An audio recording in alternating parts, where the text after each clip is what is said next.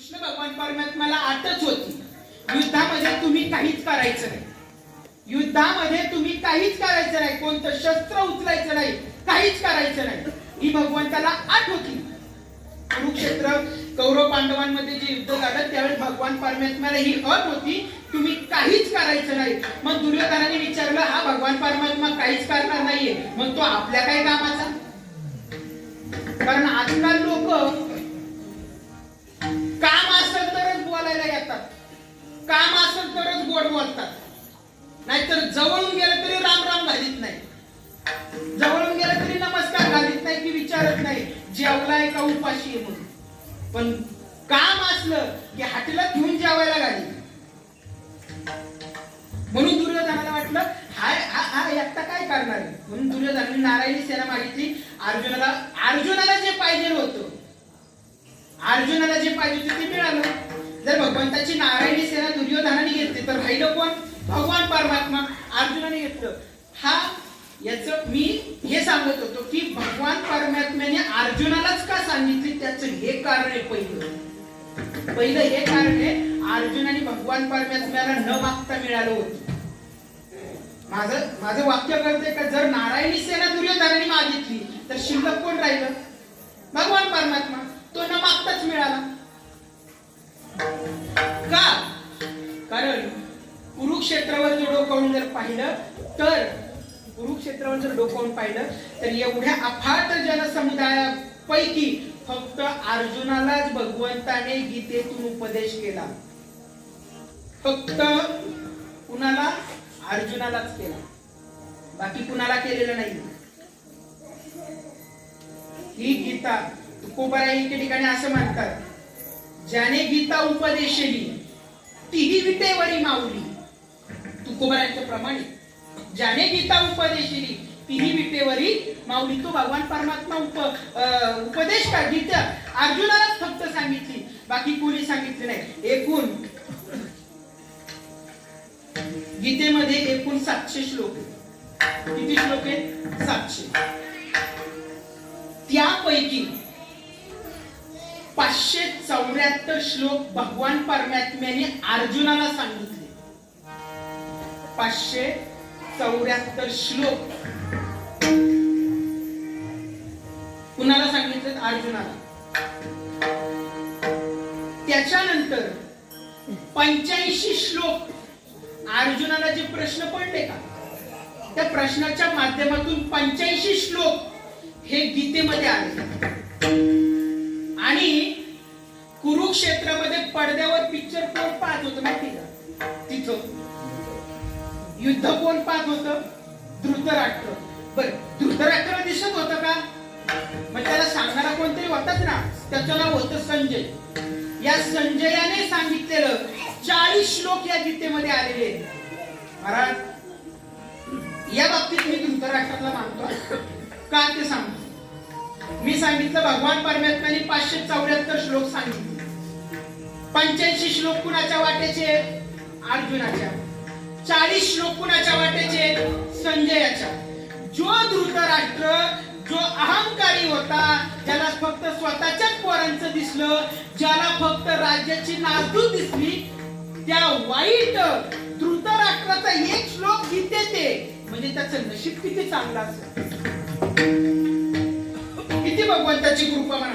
एकच श्लोक त्या गीतेत असे सगळे मिळून 700 श्लोक या गीतेमध्ये आलेले आहेत. तो आजचा दिवस आहे.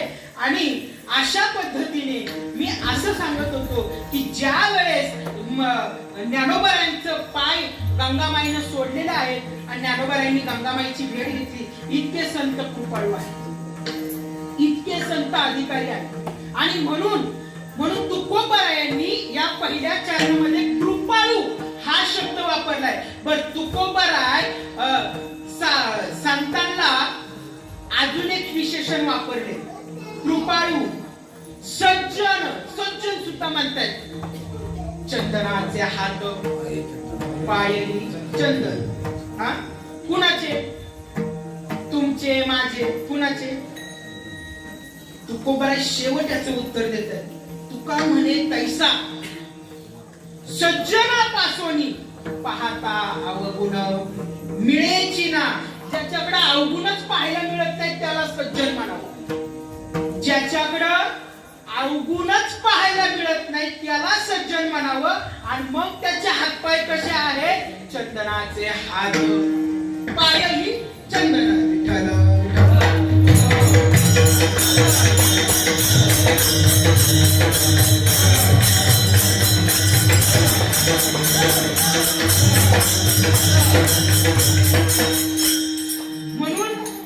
म्हणून तुकोबारा म्हणतायत की कृपाळू सज्जन तुम्ही संत जन, तुम्ही संत.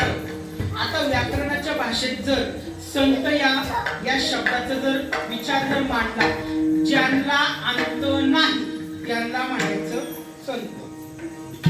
ही एक संकल्पना आहे, ही एक व्याख्या आहे. जे जड जीवाचा उद्धार करण्यासाठी येतात त्यांना संत म्हणावं. आणि तुकोबाराई त्याच्याही पुढे जाऊन सांगतात, देवते संत, देवते संत निमित्त त्या फक्त निमित्त आहे. संत हे देव आहे. संत म्हणून एकाने मला प्रश्न असा विचारला की म्हणले महाराज संत कोणाला म्हणावं? नाही का संत, मी अशा व्यक्ती सांगितलं ज्याचा अंतच नाही त्याला संत म्हणावं. सज्जनासारखे संतांकडे गुण आहेत जे जड जीवाच नाही म्हणला महाराज. म्हणलं मग तुझी व्याख्या नाही म्हणला, तुम्ही अजून सांगा. म्हणला त्याला एकच शब्दात उत्तर द्यायचं म्हणजे हा गप्प बसतो. मी त्याला असं सांगितलं, बाबा जोपर्यंत या पृथ्वी तलावर ज्ञानोबाराय तुकोबाराय आदी पुरुष संत आहेत तोपर्यंत चंद्र आणि सूर्य आहे. काय सांगितलं? या पृथ्वी तलावर जोपर्यंत ज्ञानोबाराय तुकोबाराय आदी करून संतांचं अस्तित्व आहे तोपर्यंत चंद्र आणि सूर्य आहे. एवढंच उत्तर दिलं. मी त्याला गप्प केलं. आता मला जे असं म्हणलं, बघ तुला किती जन्म घ्यायचे ते बघ आणि काय होतं ते मला सांग.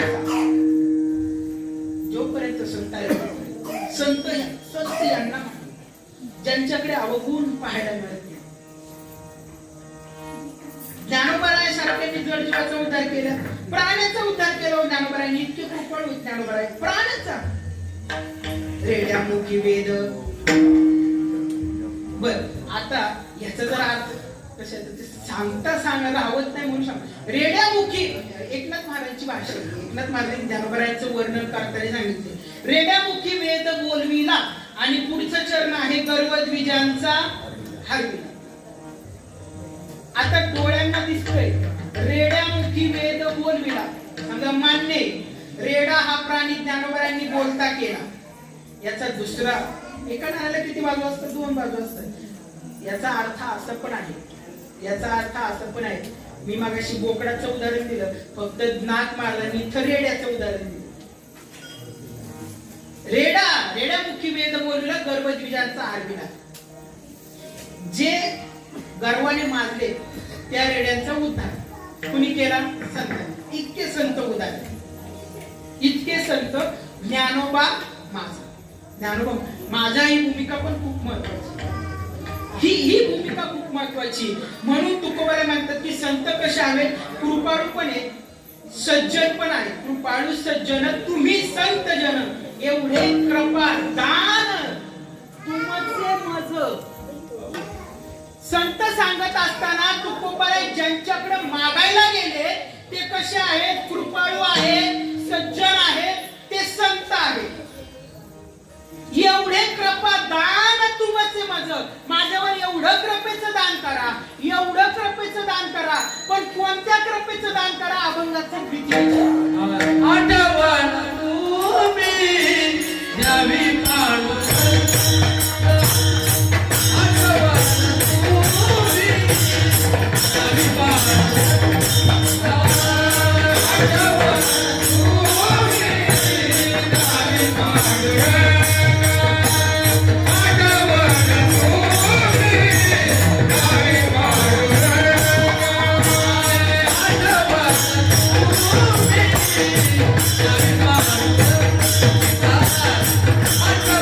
Thank you.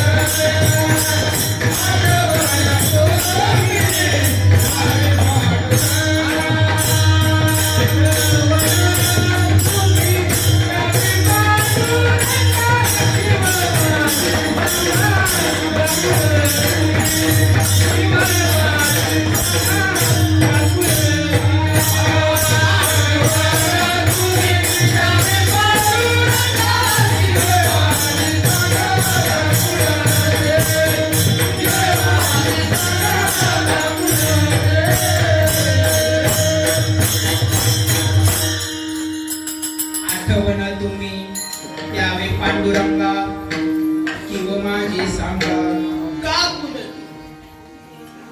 तुकोबराय म्हटले मला संत कळाले संत ज्या संतांकडे जायचंय ते संत मला कळाले आहेत आणि ते संत मला कसे ओळखायचे त्याची विशेषण या अभंगामध्ये तुकोबराने सांगितले कृपाळू आहे सज्जन आहे संत आहे एवढे कृपादान तुमचे माझ्यावर तुम्ही या कृपेचं दान करा तुकोबराच्या वेळेस भगवान परमात्म्याकडे जायचे ना बरं प्रत्येक वेळेस तुकोबरांना भगवान परमात्मा म्हणायचा तुकोबराय मागा काहीतरी तुकोबराय मागा काहीतरी तुकोबराय मागा काहीतरी तुकोबराय म्हणायचे देवा जेव्हा मला इच्छा होईल तेव्हा मी मागेन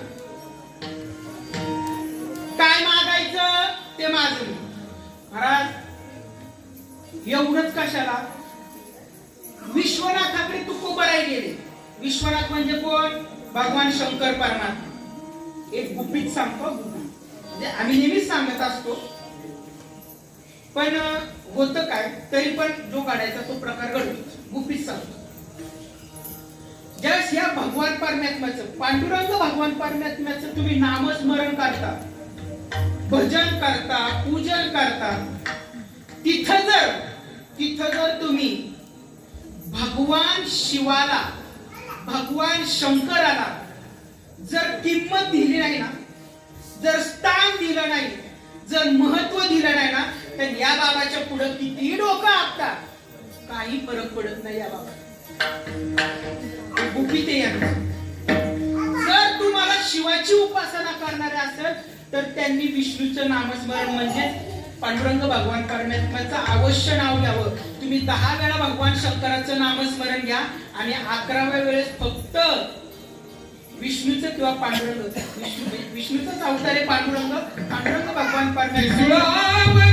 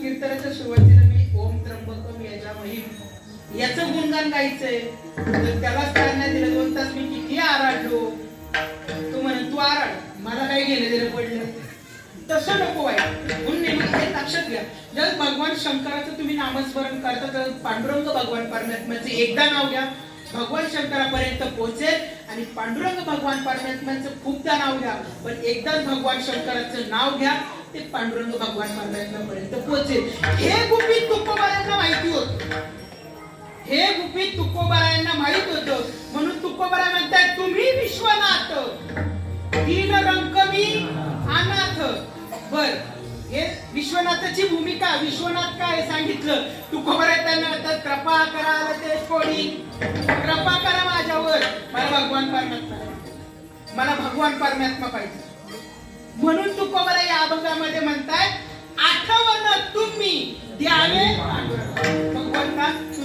नामाचा मला कधीही विसर पडू देऊ नको.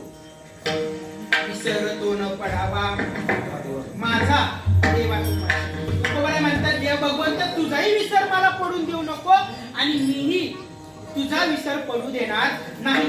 माझ्या आठवणीत राहायला पाहिजे. आता इथं थोडं असं अशा अर्थाने मला एक असं म्हणायचं, आठवण कधी येते? आठवण कधी येते? नेहमीच येते का कधीतरी येते? नेहमी आठवण. आता याच्यात असं आहे, ज्या वेळेस गवळणींसारखं प्रेम भगवंतावर होईल ना त्यावेळेस आठवण नेहमी येते. माझं वाक्य नीट ऐका, ज्या वेळेस गवळणींसारखं प्रेम होईल ना भगवंतावर. आजही तुम्ही ना याला द्वारकेला गेलात ना, द्वारकेला रंगपंचमीचा महोत्सव बघण्यासारखा असतो. रंगपंचमीचा महोत्सव महिला तर म्हणजे साड्या वगैरे नेसून भगवंतासोबत नाचतात रंगपंचमीच्या दिवशी. परंतु तिथं त्या दिवशी पुरुषांना साडी नेसून गवळणीची वेशभूषा करून भगवंता बरोबर नाचण्याचा सुद्धा अधिकार आहे आणि ते घडतं बरं का. हे होतं पण कधी जा रंगपंचमीच्या टायमाला, कधीही जा द्वारकेला. हा उत्सव खूप बघण्यासारखा असतो, खूप बघण्यासारखा. महाराज आपण तर सामान्य लोक आहेत, पण तिथली जी लोक आहेत ना ती त्या दिवशी आवर्जून आवर्जून आवर्जून गवळणींची वेशभूषा घेतात आणि भगवंतासोबत रंगपंचमी खेळतात. हा उत्सव खूप बघण्यासारखा असतो द्वारकेमध्ये. म्हणून गवळणीसारखं प्रेम व्हावं लागतं. तेव्हा रोज भगवंताची आठवण होते, क्षणाक्षणाला भगवंताची आठवण होते. आणि ज्या वस्तूवर आपला जीव नसतो, ज्या वस्तूवर आपलं प्रेम नसतं, त्याची आठवण कधीतरी होते. त्याची आठवण कधीतरी होते. त्याची आठवण कधीतरी होते. मग इथं तुकोबारांना काय अपेक्षित आहे? तुकोबारांना हे अपेक्षित आहे की माझी भगवंतावर मनापासून प्रेम आहे, माझं भगवंतावर मनापासून भक्ती आहे, म्हणून भगवंता सतत तुझी आठवण तुम्ही द्यावे पांडुरंगा देत राहा. किंवा माझी सांगा काकुलती, माझी कीव माझी दया येऊ द्या, माझ्यावर दया करा, माझ्यावर कृपा करा. तुकोबारा काकुलतीला येऊन सांगतात. काकुलतीला येणे म्हणजे विनवणी करून सांगतात, भगवंता तुझा विसर कधी पडू देऊ नकोस. तुकोबाराय स्वतःबद्दल भगवंताशी सांगत असताना काय सांगतात? अभंगाचं तृतीय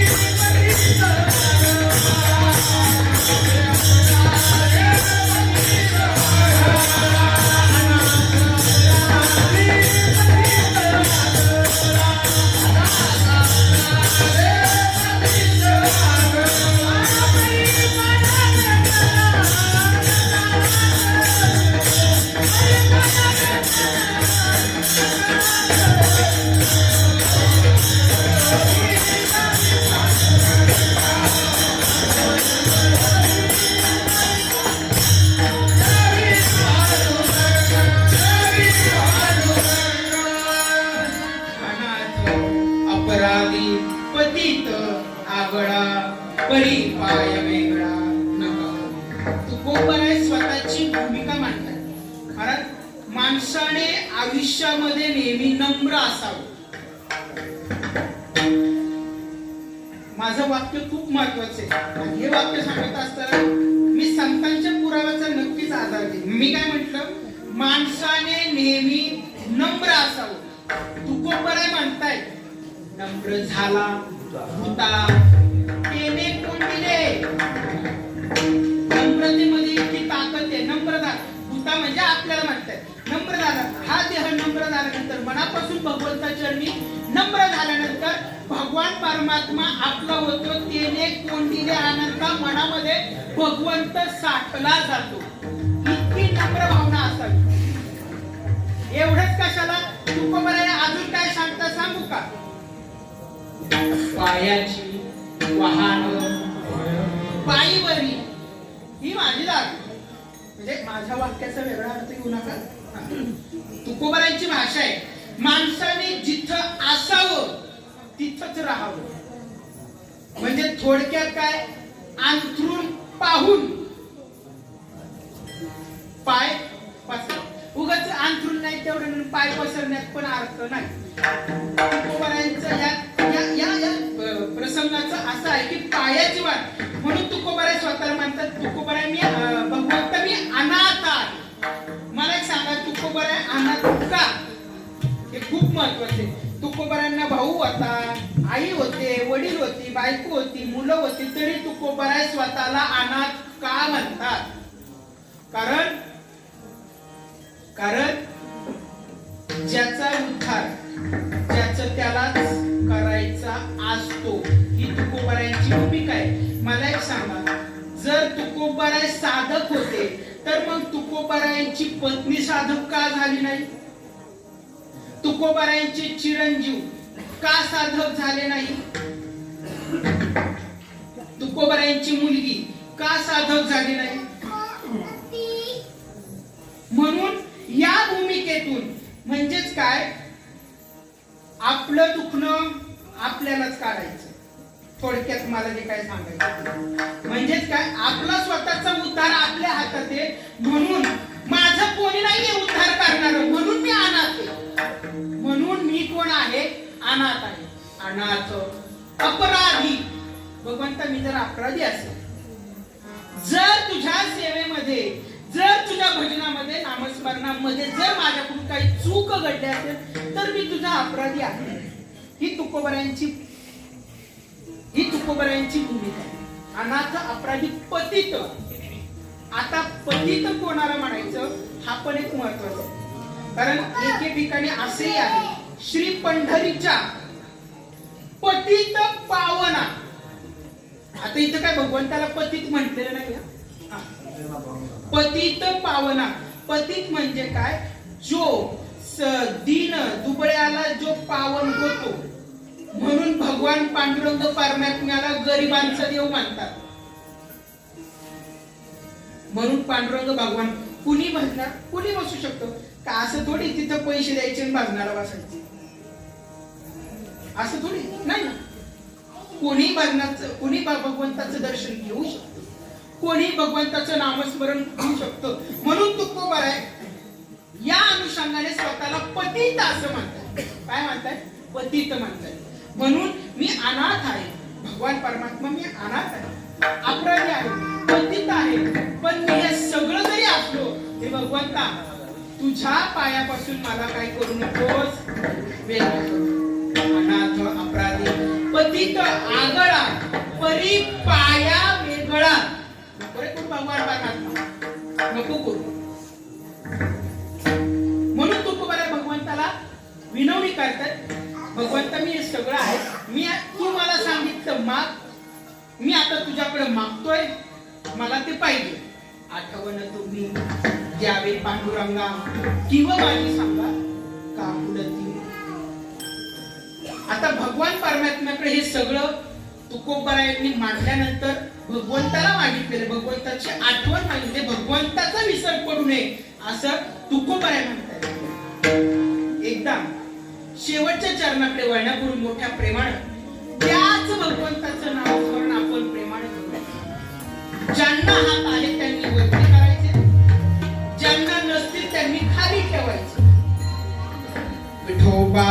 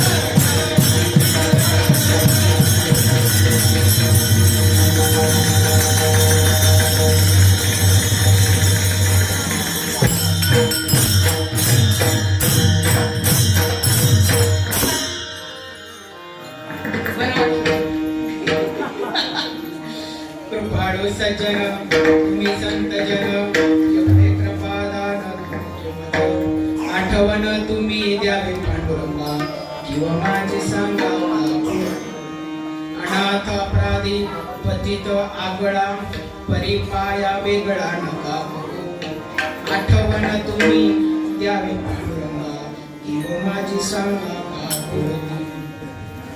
तुकोबरा या ठिकाणी म्हणतात भगवंत बाबा तुझा विसर होऊ नये असं माझं तुझ्याकडे मागणं आहे हे दान तू माझ्या पात्रामध्ये घाल एक अभंगाच्या अनुषंगाने जर विचार केला तर या अभंगाला अनुसरून एक असाच अभंग आहे त्या ठिकाणी तुकोबराय संतांसाठी एक विशेषण खूप आवर्जून वापरतात तुम्ही संताधिक संत म्हणविता पावंत एवढा करा उपकार काय सांगा देवा नमस्कार मी मागाशीच म्हणलं तर तुकोबराय भगवंत तुकोबरायांना काय म्हणताय तुकोबराय मागा तुकोबराय मागा तुकोबराय मागा तुकोबराय म्हणतात मागण्याची आस आहे तुकाकडे त्यावेळेस मी बघेन तात्पुरतं काय करा सांगा देवा नमस्कार फक्त हे सांगा काय माझी भाकावी करुणा विनवा पंढरीचा राणा तुका म्हणे मज आठवा आणि मूळ लवकरी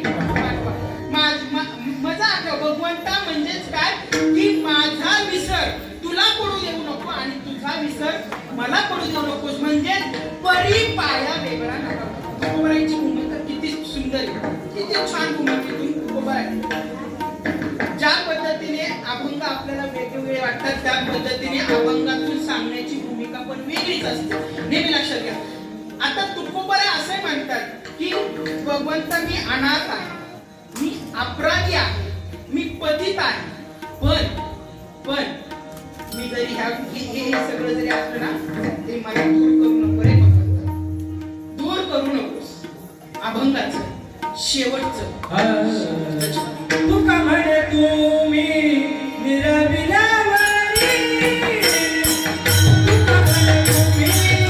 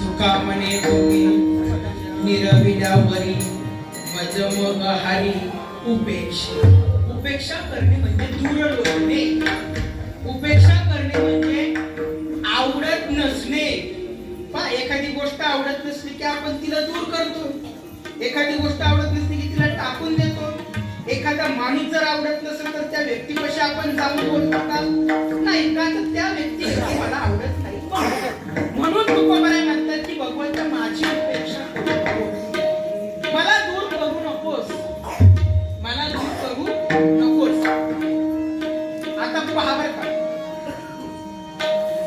मी भगवान कृष्णाबद्दल सांगत असताना भगवान परमात्म्याबद्दल भगवंताच्या जर जन्मल्यापासून तर भगवंताचा मृत्यू मी कृष्ण भगवान परमात्म्याचा मृत्यू सांगतो याचा जर विचार केला तर भगवान परमात्म्याने काय केलंय प्रत्येकाला वेळ ठरवून दिलेली आहे प्रत्येकाला एक काल मर्यादा ठरवून दिलेली आहे आणि भगवान परमात्मा त्यांच्या बरोबर राहतात आता मला एक सांगा भगवान परमात्म्याचा जन्म कुणाच्या पोटी झाला? कुणाच्या पोटी झाला? यशोदेच्या. बरोबर ना? मग भगवान परमात्मा देवकीपाशी का राहिले? एक एक गोष्टीचा आता विचार करा. जन्म दिला देवकीने, तरी भगवान परमात्मा देवकीपाशी राहिले का? बर, भगवान परमात्मा गेले कुठं? गोकुळाला कुणाकडे गेले? यशोदेकडे. ज्या वेळेस कंसाला मारलं आणि कुणाला सोडून दिलं? यशोदामाई आणि नंद राजाला सोडून दिलं आणि कुठे गेले? द्वारकेकडे निघाले. कुठे निघाले? द्वारकेकडे. द्वारकेला जात असताना खूपच्या दाशी असेल सर्वांचा उद्धार करत करत भगवान परमात्मा कुठं गेले? हस्तिनापूरला. शेवट हस्तिनापूरला म्हणजे कुणाकडे? कौरव पांडवांच्या राज्यामध्ये. त्याचं नाव होतं हस्तिनापूर. बर, हस्तिनापूरचा सगळा कार्यक्रम उरकला. कौरव पांडवांचे सगळं उरकलं. कौरव हारले, पांडव जिंकले, पांडव गेले वनवासाला. मग भगवान परमात्मा परत कुठे आले? द्वारकेला आले. द्वारकेला आल्यानंतर पहा बर का, भगवान परमात्मा होते यदुवंशातले. कुठल्या वंशातले? यदुवंशातले. भगवान परमात्म्याने काय केलं मग? द्वारका कुठे उडवली? समुद्रामध्ये, पाण्यामध्ये उडवली. का? कारण भगवान परमात्म्याचा अवतारच संपत आला होता. अवतार संपत आला म्हणजे युग संपत आलं असा त्याचा अर्थ होतो. ज्या दिवशी भगवान परमात्म्याचा अवतार संपतो त्या दिवशी युग संपतं. म्हणून भगवान परमात्म्याचा अवतार संपणार हे भगवंताला माहित होतं. म्हणून भगवान परमात्म्याने पहिलं काय केलं? पहिलं काय केलं? स्वतःची द्वारका अगदी वंशासहित काय केलं? भगवान परमात्म्याने पाण्यामध्ये विसर्जित केली. आणि मग भगवान परमात्मा एका वनामध्ये एका झाडाखाली बसले. तिथं भगवान परमात्मा पाय पसरून बसले. तिथं एक जंगलामध्ये एक माणूस आला. त्याने भगवंताच्या पायाला बाण मारला. आता भगवंताच्या पायाला बाण मारला. पायाला बाण मारलं कुणाचा मृत्यू होऊ शकतो का? नाही.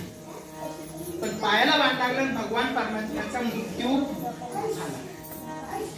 आता तो बाण कुणी मारला याची एक वेगळी कथा आहे. ती त्याचे अस्तित्व काही नाही. पण भगवान परमात्म्याच्या पायाला बाण लागला आणि भगवान परमात्म्याचं अवतार कार्य संपलं. तिथं द्वापार युग संपलं आणि कलियुग चालू. म्हणजे काय? मी तुम्हाला भगवान परमात्मा जन्माला आल्यापासून भगवान परमात्म्याचा देहांत, भगवान परमात्मा जाईपर्यंत सगळं सांगितलं. मग या सगळ्यांमध्ये भगवंताला माहित होतं मला गवळणीला सोडून कुठे जायचंय? द्वारकेला जायचंय. द्वारकेला सोडून कुठे जायचंय? हस्ती. हे भगवंताला माहित होतं. म्हणून भगवंताने काय केलं? ज्याला जिथं सोडायचे तिथं त्याला दिलं, तिथं त्यांना दिलं आणि मग भगवान परमात्मा पुढे गेले. मग भगवान परमात्मा कुठे गेले? पुढे गेले. कौरव पांडवांचं काम संपलं. हस्तिनापूर साम्राज्य कोणाच्या ताब्यात गेलं? युधिष्ठिराच्या म्हणजे पांडवांच्या ताब्यात. बरोबर? बर, गवळणीचा कालखंड संपल्यानंतर पहा, गवळणींना भगवंताचं महत्व कळालं. म्हणून गवळणी भगवंताच्या नामस्मरणामध्ये रंगून गेल्या.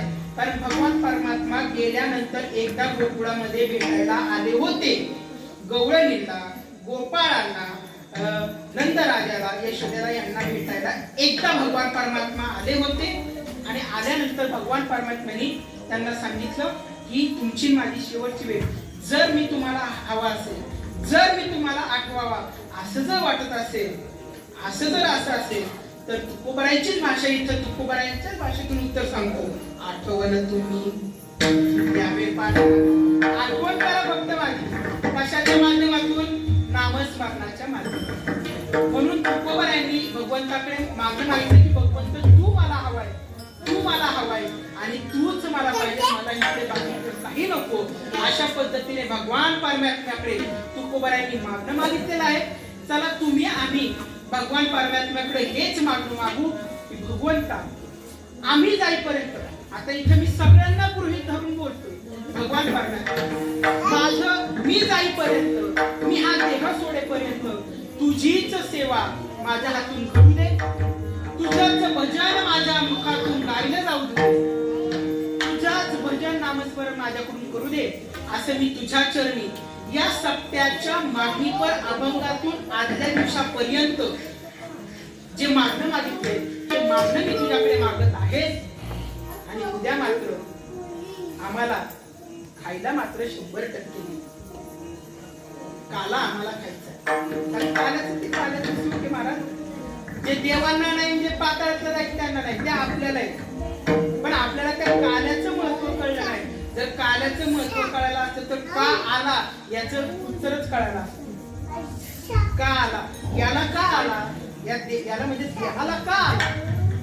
जर काला कळाला असता तर 100% का आला याचं उत्तर आपल्याला मिळालं असतं. म्हणजे भगवंताचं नामस्मरण करण्यासाठी भगवंताने छान 2 हात दिले, 2 पाय दिले.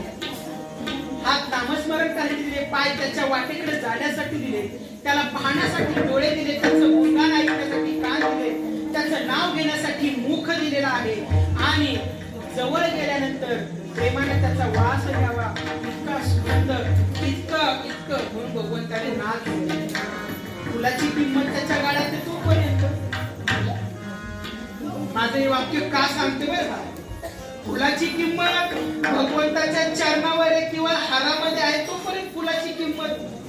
त्याच्यानंतर फुल कोमेजलं, त्याची किंमत काय, कुठे गेला तो, कचऱ्याच्या डब्यात. म्हणजेच काय, आपलं तारुण्य आहे तोपर्यंत भगवान परमात्मा करून घ्या, तोपर्यंत भगवंताचं नामस्मरण करून घ्या. काठीवर आल्यावर पायी वारी घडत नाही, काठीवर आल्यावर पायवारी घडत नाही. खरंच चांगलं वाटतं, इतकं भारी वाटतं. असे महाराज, असे जर हे असे तरुण वर्ग जर मला आमच्या इथे मिळाले ना, मी जमा करतोय आमचं पुढच्या वर्षी 25वं वर्ष मी आत्ताच तुम्हाला आमंत्रित करा. आमचं पुढचं 25वं वर्ष आम्ही खूप जोरात करणार आहोत. आमचे गावचे विनेकरीच तुमच्या गावातले विठ्ठल महाराज बरीच वर्ष, माझा जन्मही झाला नव्हता त्याच्या आधीपासून ते आमच्या विण्याची सेवा, माझा जन्मही झाला नव्हता तेव्हापासून ती विण्याची, त्यामुळे त्यांना आधीचा काळ माहिती, काळच ते काय होत ते. त्यामुळे मी तुम्हाला आत्ताच सर्वांना आमचं पुढच्या वर्षीचं आमंत्रण देतोय. भगवंता, ही जी काही महामारी आहे याच्यातून हा शेवट रोग आहे, आजार आहे, हे सगळं मला वाटते. पण भगवंता हे सगळं म्हणत असताना पण आम्हाला उत्तम आरोग्य दे. का, काल्याचा प्रसाद खायला नाही का, तर भगवान परमात्मा तुझं नामस्मरण आमच्या मुखातून घडावं, तुझी सेवा घडावी म्हणून उत्तम आरोग्य दे, उत्तम आरोग्य दे. अशीच मी भगवंताच्या मी प्रार्थना करतो. आणि ही माझी झालेली सेवा मी भगवंताच्या चरणी अर्पण करतो, भगवंताच्या चरणी अर्पण करतो. आणि पुन्हा एकदा तुम्हा सर्वांचे मी आभार मानतो. तुम्ही ग्रामस्थांनी, गावातील सर्व मान्यवर मंडळींनी, सप्ताह कमिटी, सर्व भजनकरी मंडळींनी, गावातील सर्व तुम्ही ग्रामस्थांनी मला आमंत्रण दिलं महाराज कीर्तनाची सेवा करायची.